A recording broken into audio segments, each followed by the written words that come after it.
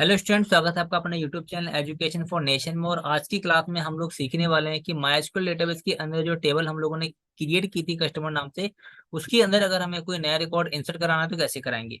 Okay, so means आप कह सकते हैं किसी भी टेबल में एक न्यू रिकॉर्ड इंसर्ट कराना किस तरीके से करेंगे, ये हम लोग सीखने वाले हैं आज। सो स्टार्ट करते हैं। तो उसके लिए आपको यूज करने पड़ेगा इंसर्ट इनटू स्टेटमेंट का। The insert into statement is use to insert new record in a table. Means कि जब भी आपको किसी टेबल के अंदर नया रिकॉर्ड इंसर्ट कराना हो तो उस केस में आप यूज कर लीजिए इंसर्ट इनटू स्टेटमेंट का।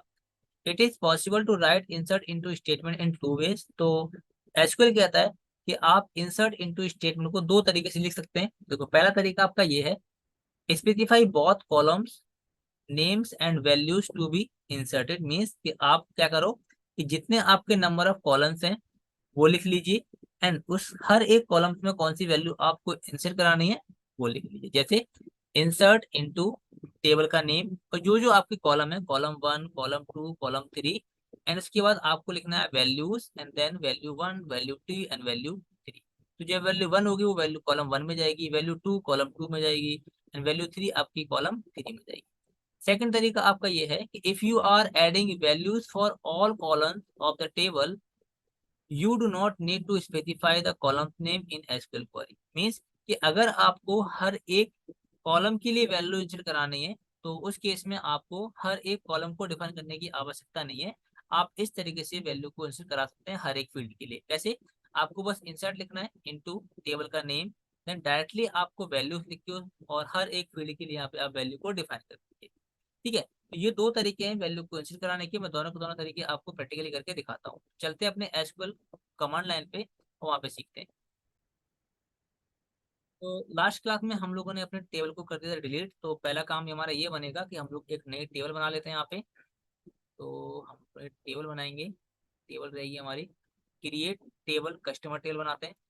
इसके बाद फील्ड रहेगा हमारा कस्टमर आईडी इंट। इसके बाद नेम रखेंगे हम लोग, फील्ड में एक सिटी रखेंगे, एक कॉन्टेक्ट रहेगा हमारा, एंड ये हमारी टेबल हो चुकी है क्रिएट। इसके बाद हम एक कमांड चलाएंगे सो टेबल्स कमांड, जिससे हमको पता लग जाएगा कि हमारी टेबल क्रिएट हुई है या नहीं हुई। बिल्कुल, हमारी कस्टमर नाम की टेबल बनकर तैयार हो चुकी है। अब मुझे इसका स्ट्रक्चर चेक करना है, तो कमांड इसकी थी DESC डिस्क्रिप्शन। किसका देखना है आपको? जिस भी टेबल का आपको डिस्क्रिप्शन देखना है, DESC और DESCTOMER कस्टमर टेबल थी हमारी। इसके बाद स्पेलिंग गलत शायद, कस्टमर टेबल की CUSTOMER है, TOMER कस्टमर टेबल। और आपको यहाँ पे एंटर करना है। तो यहाँ पे आपके कस्टमर टेबल के अंदर जो जो फील्ड होंगे वो आपको यहाँ पे देखने को मिल जाएंगे। तो अब क्या करेंगे, हम लोग दो तरीके से अपने डेटा को इंसर्ट करा सकते हैं इस कस्टमर टेबल के अंदर। मैं दोनों तरीके आपको वन बाय वन करके दिखाता हूँ। तो पहले देखिए हम लोग स्टेप नंबर 1 के हम क्या करेंगे, हर एक कॉलम को डिफाइन करेंगे और कॉलम के अंदर वैल्यू को इंसर्ट कराएंगे। जैसे कमांड है हमारी इंसर्ट इनटू, क्या नाम है, टेबल का name customer, insert into customer, and इसके बाद आपको लगाना है कॉलन, यानी यहाँ पे फील्ड का नाम देना है। जैसे मैं लिखा कस्टमर आईडी, सेकंड है नेम, इसके बाद सिटी, एंड लास्ट में कॉन्टेक्ट। ये करने के बाद आपको लिखना है वैल्यूज। वैल्यूज के बाद आप चाहो तो एंटर मार सकते हो। इसके बाद आपको लगाना है पैरेंथेसिस। पैरेंथेसिस के बाद आपको वैल्यू देनी, जैसे कस्टमर आईडी क्या हुई, हमने 101 ले ली। इसके बाद नेम लिखा हम लोगों ने इसके अंदर दीपक, कॉलन लगा के सिटी हम लोग डाले यहाँ पे दिल्ली, एंड कॉन्टैक्ट नंबर हम लोग डालने वाले हैं यहाँ पे 1 2 3 4 5 6 7 8 9। ये हम लोगों ने एक कॉन्टैक्ट नंबर डाला, बाद में लगाया हम लोगों ने पैरेंथेसिस, और उसके बाद सेम। ठीक है, तो होगा क्या कि जो 101 जो है वो कस्टमर आईडी में चला जाएगा आपका, दीपक आपका नेम में चला जाएगा, दिल्ली सिटी में, एंड ये नंबर आपका कॉन्टैक्ट में। एंटर करेंगे आप तो यहाँ पे दिखाएगा आपको क्वेरी ओके, 1 रॉ इफेक्टेड। ठीक, तो ये डेटा हमारा इंसर्ट हो चुका है।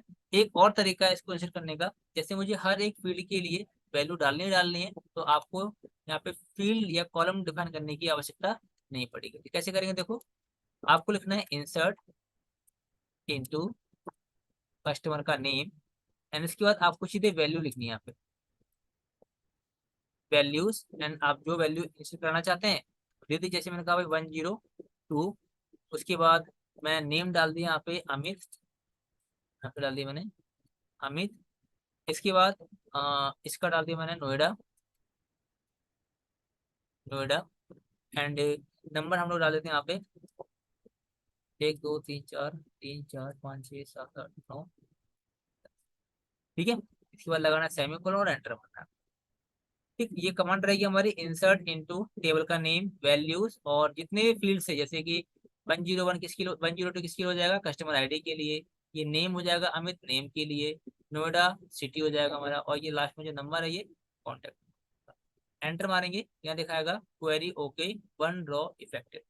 तो अगर हमें चेक करना है कि इसमें कितने नंबर ऑफ रिकॉर्ड्स हैं तो उसके लिए हम लोग बेसिक कमांड लिखेंगे यहाँ पे SELECT सेलेक्ट एस्ट्रिक्ट फ्रॉम कस्टमर, और यहाँ पे सेमीकोलन लगा के एंटर मारेंगे। इससे पता लग जाएगा कि हमारे इस कस्टमर टेबल के अंदर कितने रिकॉर्ड हैं। जबकि आगे की मैं क्लास में बताऊंगा आपको कि सेलेक्ट स्टेटमेंट कैसे काम करती है, क्यों लगाते हैं इसके, और कितने तरीके से लगा सकते हैं, वो सारी चीजें हम लोग आगे क्लास में देखेंगे। फिलहाल के लिए हम लोगों ने सीखा आज की क्लास में किस तरीके से हम लोग किसी भी टेबल के अंदर अपना नया रिकॉर्ड इंसर्ट करा सकते हैं। तो उम्मीद करता हूँ कि ये समझ में आया होगा आप लोगों को। तो आज की क्लास में इतना ही रखते हैं हम लोग, बाकी के लेंगे नेक्स्ट क्लास में नए टॉपिक के साथ। तब तक के लिए बाय बाय।